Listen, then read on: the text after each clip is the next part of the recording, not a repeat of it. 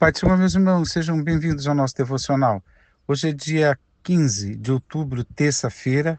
Estamos lendo aqui dois versos, Tiago 5:20.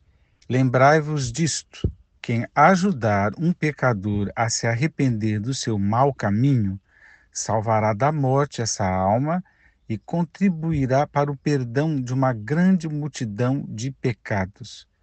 1 Pedro 4:8. Antes de tudo, exercei profundo amor fraternal uns para com os outros, porquanto o amor cobre uma multidão de pecados. Então está aqui o irmão de Jesus, Tiago, e Pedro, amigo de Jesus, apóstolo, né, falando aparentemente do mesmo assunto, que envolve amor, cobrir pecados ou multidão de pecados. Mas os contextos são diferentes e a gente vai tentar falar um pouquinho desta diferença. E é simples a compreensão. E eu fico assim, eu tenho esse encantamento com a palavra de Deus, porque ela nos lembra de coisas que nos lembra não, nos recomenda, né, nos exorta, nos orienta para uma série de coisas que devemos praticar por causa do amor, em nome do amor, porque o amor de Deus está em nós, né? É tão importante que nos dois casos está falando do outro, né? E o outro, no contexto do amor, né, no contexto do evangelho, o outro é mais importante do que eu, né? Posto que o próprio apóstolo Paulo diz para a gente honrar, né, o outro, né? As mutualidades do que depender de mim, ela objetiva o outro, né? Parte do fruto do Espírito tem a ver com a relação com o outro, né? Então, os dons do Espírito, eles estão a serviço, né? E vai contribuir com quem? Com o outro. Então, o outro é aquela figura, né? Deus ama a todos, né? E, e nós temos que ter essa relação com o outro como se o outro fosse mais importante. Só recordando outras palavras, para a gente, por exemplo, considerar o outro superior a nós mesmos. Que quando pensarmos em partilhas e tudo mais, considerar o outro primeiro, né? O outro vem primeiro.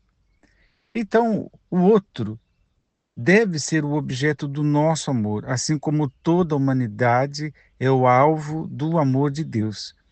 Nesta relação, Tiago está aqui com muitas orientações e dá a impressão que ele está falando de que nós devemos perdoar os pecados dos outros, né? Mas não. Aqui em Tiago, quando ele diz que contribuir para o perdão de uma grande multidão de pecados, antes ele diz salvará da morte essa alma, é tudo em relação a Deus, né? Parece que confunde um pouco, porque o verso 16 do capítulo 5 de Tiago fala dessas relações horizontais do outro, como eu falei, insisti aqui. Ele diz: portanto, confessai vossos pecados uns aos outros e orai uns pelos outros para serdes curados. Ele vai falando, dá o exemplo de vida de oração e vida comum do profeta Elias da antiguidade, né? E aí ele retoma o assunto no verso 19. Ele diz: queridos irmãos, se algum de vós se desviar da verdade e alguém o reconduzir a ela, ou seja, a pessoa se afasta, você, vamos lá, orar com a pessoa, falar com a pessoa, insistir com a pessoa. Quando fizermos isso, o Tiago está dizendo: vocês lembrem de uma coisa, quando vocês forem buscar alguém que se afastou, né? Quando vocês forem evangelizar, quem ajudar um pecador a se arrepender do seu mau caminho, ou seja, quando você denuncia o pecado e explica para a pessoa que aquele caminho é um caminho de morte, é um caminho que não vai produzir nada, é um caminho que ele não vai ter orgulho de nada, que a salvação está em Jesus. Jesus é o caminho, né? É a consciência que devemos ter, é o caminho que devemos trilhar, devemos andar em Jesus. Então, quando você vai evangelizando, você vai falando, né? Salvará da morte essa alma e contribuirá para o perdão de uma grande multidão de pecados. Mas quem é que vai salvar essa alma? É esse ponto que eu quero chegar. É Jesus Cristo, com o seu sangue remidor. Aqui, o papel que o Tiago está falando é de nós como proclamadores, ou como o tema da pregação de domingo próximo passado na minha igreja. Somos testemunhas. Então, são as testemunhas de Jesus que fazem esse papel. E uma testemunha de Jesus faz esse serviço, mas no que é que ele crê, né? Qual a expectativa dessa testemunha? É que Jesus perdoe. É disso que Tiago está falando. Quem encaminhou a testemunha? Quem foi buscar o evangelista? Quem foi buscar o crente, o pastor? Não é verdade? Mas quem que vai perdoar aqui uma grande multidão de pecados é Deus que vai cobrir. E Deus contribuirá para o perdão, desculpa, contribuirá para o perdão de uma grande multidão de pecados. Quem é que vai perdoar uma grande multidão de pecados? É Deus. Então é esse contexto, né? A gente confunde. Se perceberam como eu usei a expressão contribuir? Contribuir está no outro verso. Cobrir, melhor dizendo, não é contribuir. Cobrir está no outro verso. Aqui é contribuir para o perdão, né? Por quê? Porque a relação é com Deus.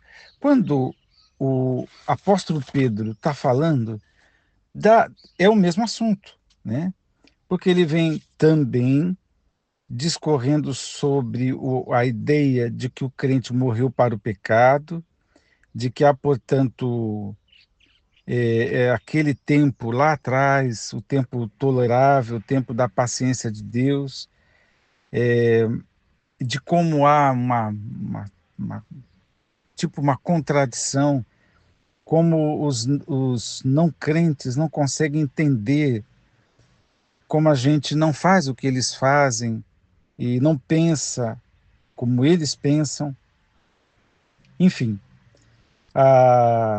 Ele vem falando destas coisas, e aí ele é contundente no verso 7, quando ele está falando agora do relacionamento entre os crentes.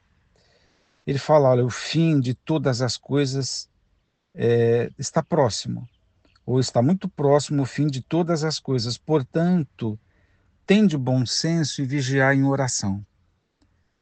Isso aqui seria um outro devocional, né?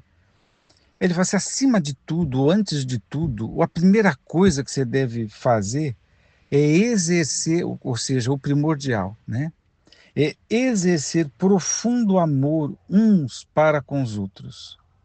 A questão que eu introduzi aqui. O outro é o objeto do nosso amor. O outro é de suma importância, é o superior e por aí vai.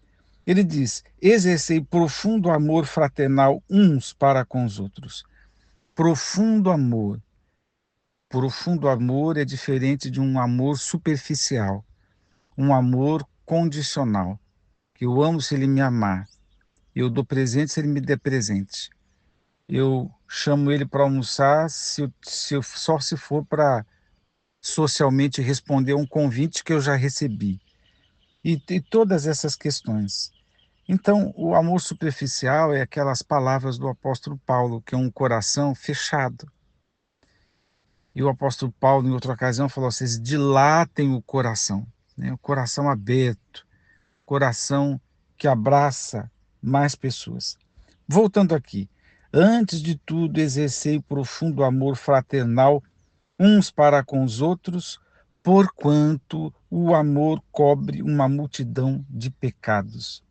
Aqui não está falando do perdão de Deus que cobre uma multidão, que perdoa uma multidão de pecados.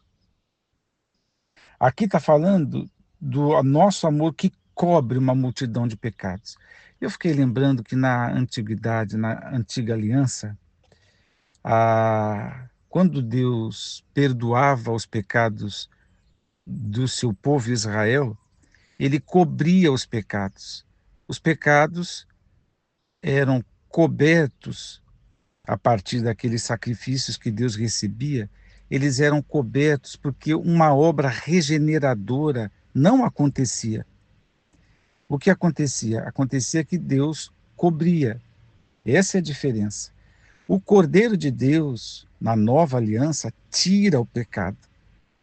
O que significa que quem se converte a Cristo tem uma relação com o pecado, aonde o pecado não está mais, não faz mais parte de nós. É inimigo, né? É algo do qual nós lutamos. É algo, o pecado é algo do qual a gente pode dizer não, que a gente pode vencer. E que a gente pede sempre purificação, né, no sangue de Jesus da nossa consciência, porque a gente não consegue, não pode mais lidar com o pecado, porque ele é destrutivo, autodestrutivo. Então é uma outra relação. Mas Deus, durante toda a antiga aliança, cobria os pecados. O povo não se convertia, digamos assim, no sentido que conhecemos hoje. Não tinha um novo coração. A promessa de trocar o coração de pedra por um coração sensível, um coração de carne, é uma promessa para o novo concerto. É uma promessa para depois do derramamento do Espírito Santo. Mas na nossa relação com o outro, está dizendo, porquanto o amor cobre uma multidão de pecados. Percebe que na relação com o outro, eu não vou regenerar o outro, eu não vou converter o outro. A minha postura parece a postura de Deus com o povo da antiga aliança. Eu vou cobrir os pecados. O que Deus fazia? Deus se relacionava com Israel muitas vezes como se aquele pecado não existisse. Então, o nosso amor, mesmo a gente entendendo que a pessoa falhou, mesmo a gente percebendo que a pessoa fez fofoca, que a pessoa não cumpriu com o contrato, não cumpriu com o combinado, que a pessoa não é de muita confiança, que a pessoa tem problema A, problema B, o meu amor por ela faz o que Deus fazia com Israel no passado, cobre. O meu amor deve cobrir. Ou seja, eu cubro para não ver. Eu lido com aquela pessoa como se ela não tivesse pecados. Eu espero não estar fazendo a leitura errada, mas eu entendo nesse capítulo que a gente deve, nessa palavra de Pedro, que a gente deve viver assim. O profundo amor, o amor de verdade, né, na sua prática para com o outro, a gente cobre. Muita gente está pensando que é em relação a Deus, não, a quem eu com o próximo.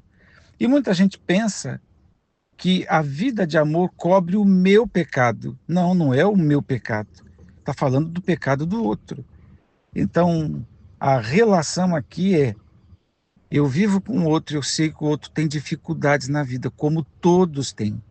Alguns são irrepreensíveis, parece que você convive com a pessoa há muitos anos e a pessoa parece que né, não é deste mundo. Entenda o que eu estou falando.